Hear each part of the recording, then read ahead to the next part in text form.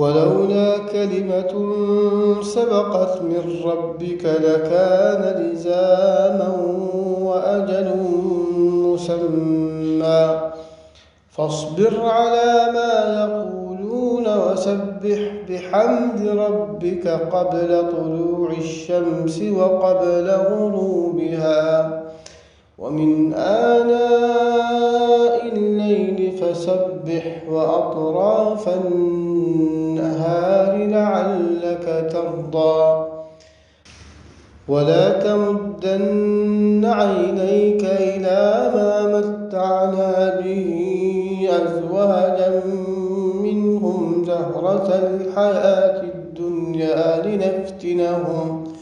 لنفتنهم فيه ورزق ربك خير وأبقى.